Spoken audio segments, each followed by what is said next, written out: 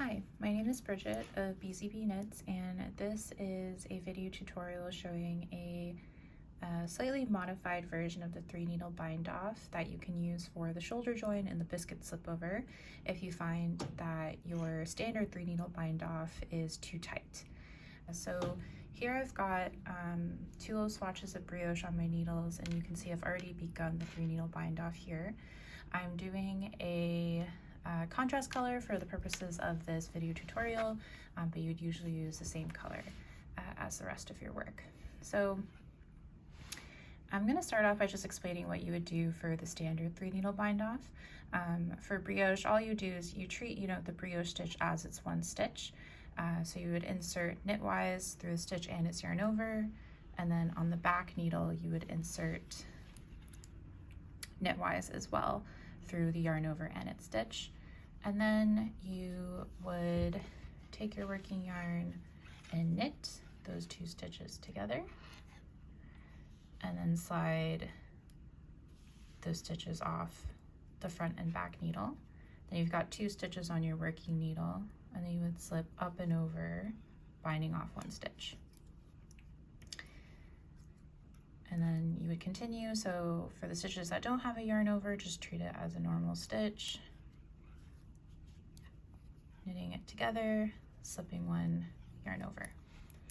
So for the alternative version of the bind off, instead of treating your brioche stitch with its stitch and yarn over as 1 stitch, we're actually going to be treating the yarn over as its own stitch. So you can kind of think of, we're splitting the brioche stitch in half.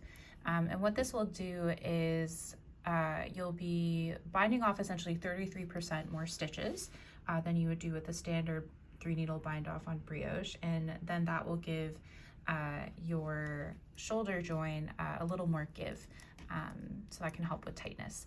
So for this, I prefer to work through the yarn over half of the brioche stitch first, since I find that that kind of naturally falls to the front of my needle, in front of the stitch portion. So just like with the standard 3-needle bind off, I'm going to insert knitwise into the yarn over.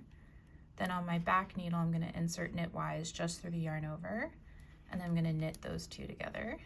And then I'm just going to slip the yarn overs off of the needle, and then bind off 1 stitch. And then for the second half, I'm going to insert knitwise, insert knitwise, knit those 2 stitches together, and then bind off 1 stitch. Next stitch is as normal. And I'm going to show this English for the next one. So same thing as before, inserting knitwise into the yarn over, inserting knitwise into the yarn over on the back needle. I'm going to knit these 2 together,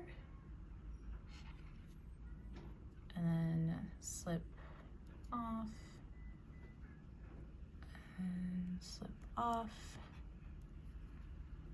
and then bind off 1 stitch. And again, next stitch is just so now that the yarn over is gone, it's kind of like as normal. Insert knitwise through both of those stitches, knit, and then bind off. Again, for the next one, insert knitwise, knit 2 together, and bind off.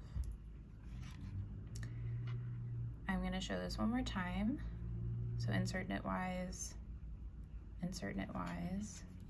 knit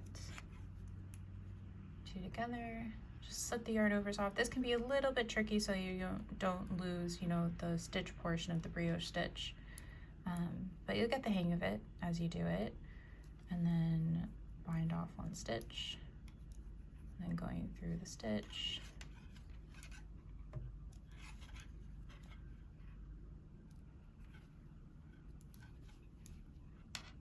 and then you would just continue like that all the way across. And then hopefully by binding off the yarn over as its own stitch, you'll have a little bit more give in the shoulder join, so when you block out your brioche fabric, the shoulder join won't be too tight, and then that will provide room for the brioche to grow a bit. But that's it. Thanks so much for watching.